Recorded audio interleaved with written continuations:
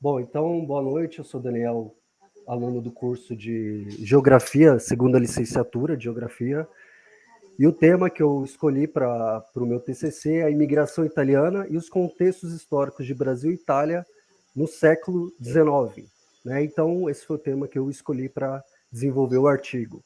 Então, a princípio, né, para iniciar, o que é a imigração italiana? Então, basicamente, foi um deslocamento humano que aconteceu especificamente a partir de 1870, né, de vários italianos para o Brasil, e durou mais ou menos até 1960, aí, com uma duração de 90 anos, quase 100 anos aí de imigração, com o objetivo básico, né, o objetivo, né, central era pessoas para trabalhar na produção de café que o Brasil tinha já naquele momento.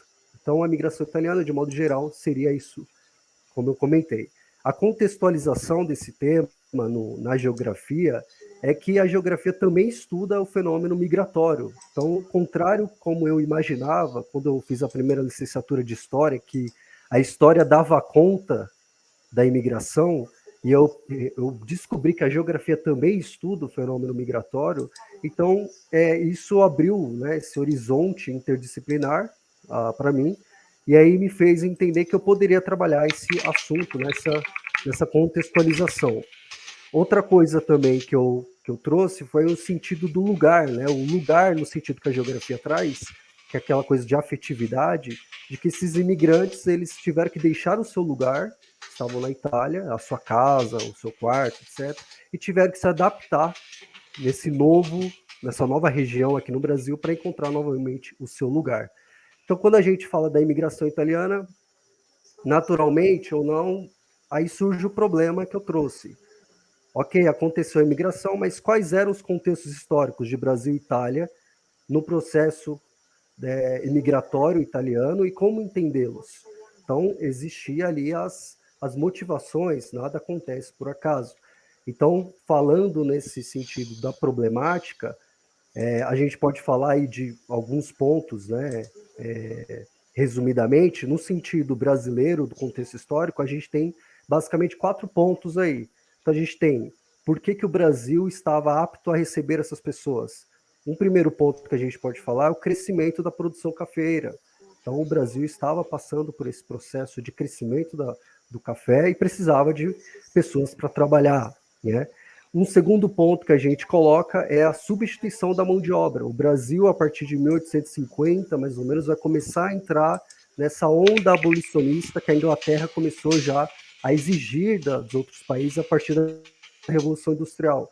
Então, o Brasil, a partir de leis abolicionistas, a Lei Eusébio de Queiroz, Ventre Livre, sexagenários, foi entrando já nesse clima abolicionista até terminá-lo em 1888. Então, teria que substituir a mão de obra.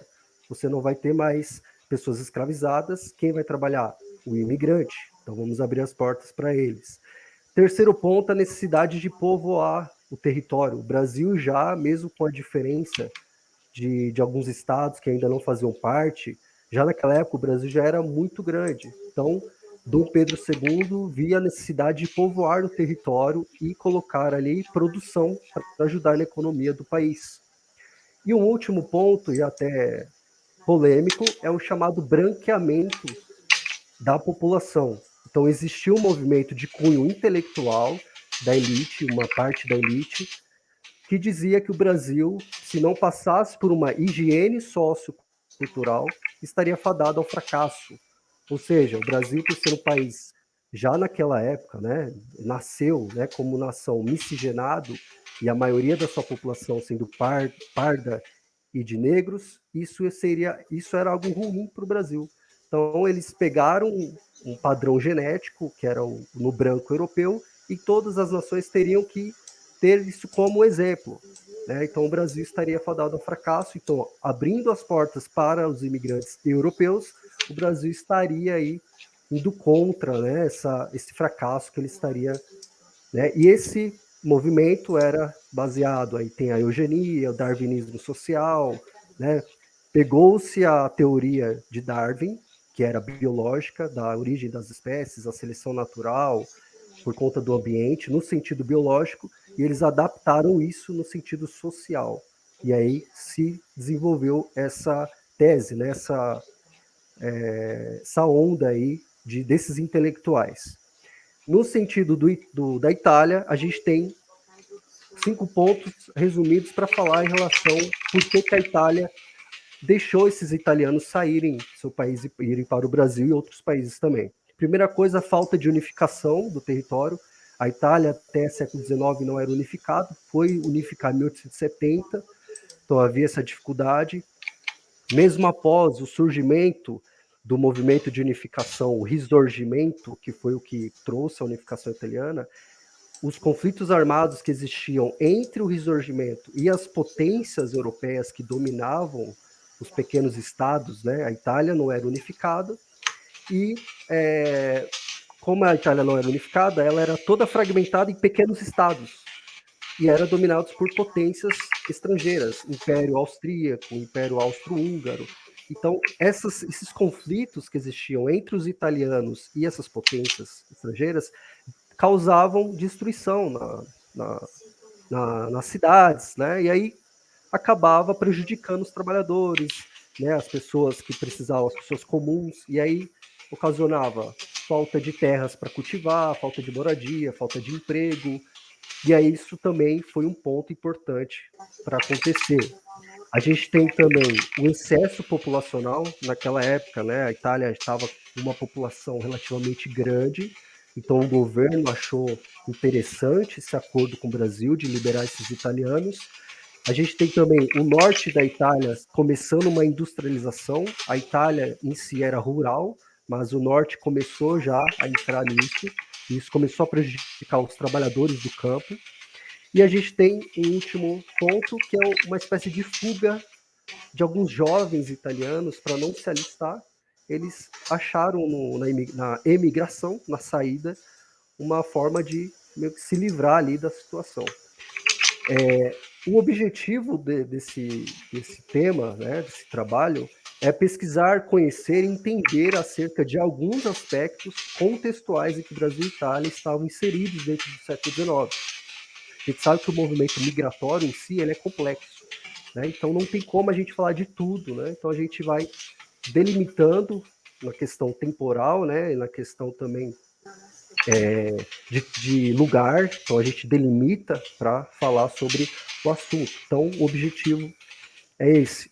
Justificativa para esse trabalho, eu trouxe 2 pontos. O primeiro é que o Brasil em si é uma enorme diversidade étnica, né, e cultural. O Brasil tem isso, né, na sua construção já. E os italianos fazem parte disso.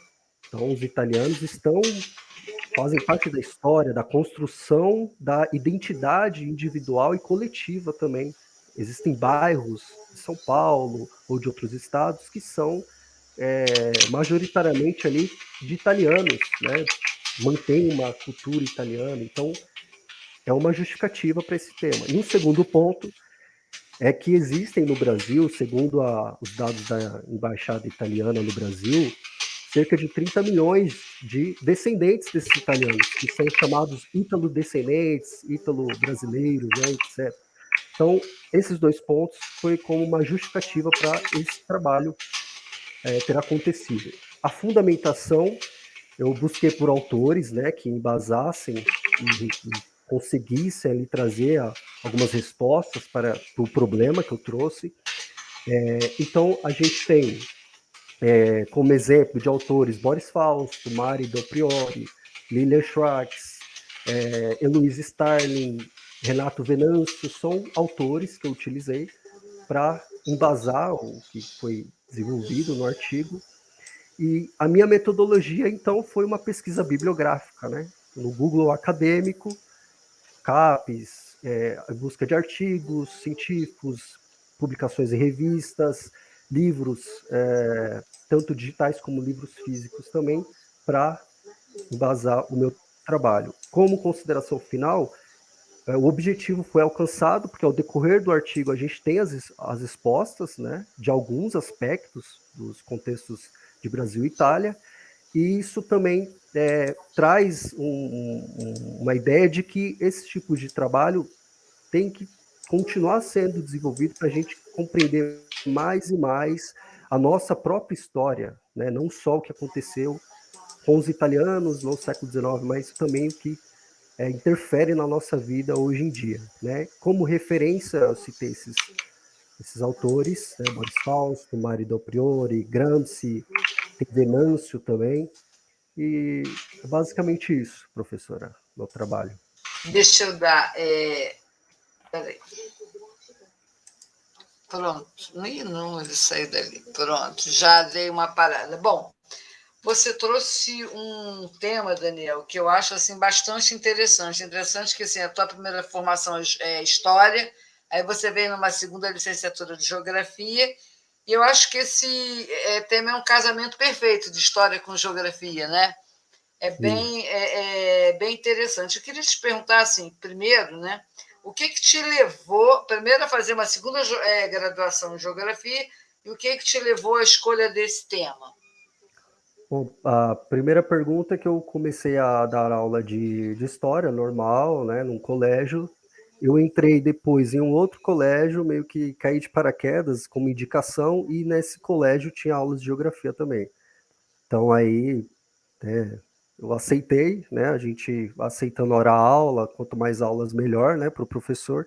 E aí foi que eu pensei que eu poderia até, né, falar, não vou fazer uma segunda licenciatura, vou continuar aqui com a minha formação, mas como eu não gosto disso, eu gosto pelo menos de fazer ali uma coisa mais bem feita, eu pensei em fazer a segunda licenciatura para complementar, né? Então, então eu comecei a dar aula esse ano de geografia e já iniciei a segunda licenciatura já esse ano também. Então já foi uma coisa meio que junto, né, para já terminar e já dar continuidade. E a segunda pergunta tem o fato de eu já ter afinidade com esse tema, né? Pesquisa de família, assim como muitos brasileiros, a minha família tem ascendência italiana, etc. Então eu já tinha curiosidade sobre esses assuntos, né?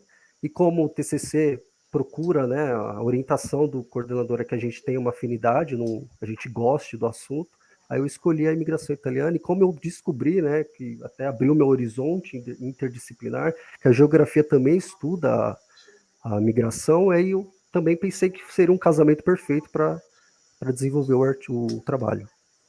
É bem interessante. Você tem, quer dizer, seus pais ou seus avós eram italianos? Os bisavós da minha mãe eram italianos, Ah, tá, é um tá. pouco mais Mais longe. distante. Né? É, Não, meus avós eram italianos, eles vieram ah, nessa leve sim. imigrante, vieram lá ver aquela história assim que você muito bem conhece, Ah, mas sim, sim. meus avós, os dois avós paternos, né? Aham.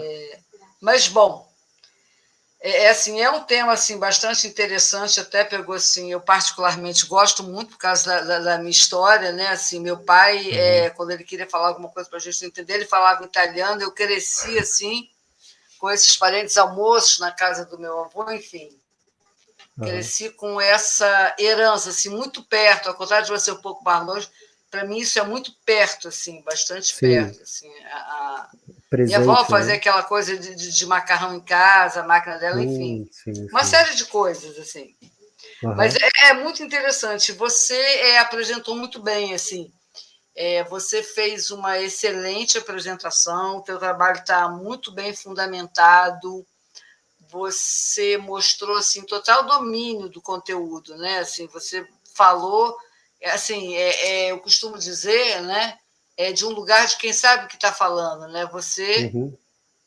parecia, você não está apresentando um trabalho, você está contando uma história, né? Ah, Assim, muito, obrigado, obrigado. não, muito bacana, assim, muito bem fundamentado, quer dizer, você fez um bom trabalho, bem fundamentado, um domínio de conteúdo, tá, assim, excelente, excelente, e, assim, você está aprovado, tua nota é 100, muito bom o trabalho Opa, muito mesmo, assim, obrigado. muito bom Obrigado, mesmo, e, obrigado. inclusive, assim, você podia até publicar teu trabalho, sabia? Então, mas como é que Hum. funciona Olha, deixa eu te essa? falar uma coisa, você, assim, Tem vários caminhos, mas, no caso, deixa eu botar aqui, só que eu estou botando primeiro só um link aqui no chat, eu vou te pedir para abrir o chat. Nós estamos fazendo uma pesquisa com todos os alunos da universidade que estão passando pelo processo da banca online para que eles façam uma avaliação da banca. Bom, no seu caso, na Uninter especificamente, a gente tem a revista Intersaberes, que é uma diretriz da revista, uma diretriz pessoal da própria professora Dinamária de publicar trabalhos dos alunos, artigos, né? Então, assim, o que eu te aconselho é o seguinte: você entra no site da revista Intersaberes, caderno Intersaberes da Uninter, vê lá as normas, porque assim, tem normas específicas de formatação, às vezes tamanho, alguma coisa assim. Coloca ele dentro da norma, talvez você precise mexer alguma coisa nele, você tem que ver lá direitinho. Envia, sabe, assim, aluno da Uninter TCC apresentado, né? Sabe, assim, vai lá e envia. Esse seria o primeiro caminho. Depois tem outros caminhos. Até assim, por você ser aluno da Uninter se formando, então tem uma coisa da revista de querer publicar trabalhos dos alunos, né? Tem essa prioridade nessa revista. Manda para lá e vê, assim. E depois, assim, tem outros caminhos também. Você tem várias... você pode fazer uma pesquisa online, no caso, revistas da área, história, geografia, assim. Vai pesquisando, entendeu? Pesquisa e começa a entrar e ler. Assim, revistas online, revistas... Primeiro, eu acho que você tenta esse caminho da Intersaberes, tá? Acho que é o melhor caminho para você no momento. E depois você sai entrando nos sites, nas revistas e sai garimpando mesmo, sabe? Tem a Cielo é um dos mais difíceis de publicar, porque a Cielo é equalizar, mas também não é impossível. Eu acho que assim, impossível não existe, né? A gente tem que ir batendo de porta em porta. Com certeza. Né? Mas, assim, teu primeiro caminho agora é esse, da Uninter. Eu vou, inclusive, colocar essa recomendação na sua ata. E você vai lá, sabe, assim, e manda, entra no site, pesquisa, vê, bota todo direitinho, vê tudo que você precisa fazer e manda. Tá bom? Eu vou fazer um encerramento oficial, tá? Damos por encerrada a sessão de apresentação de TCC do aluno Daniel Natali de Souza. O trabalho foi aprovado com nota 100. Eu quero, mais uma vez, parabenizar o aluno pela excelente apresentação. O trabalho está muito bem fundamentado. O aluno mostrou total domínio do conteúdo e, assim, muito interessante, muito bom trabalho mesmo. Parabéns, Daniel. E tomara que... Quero ler teu artigo lá na revista, hein?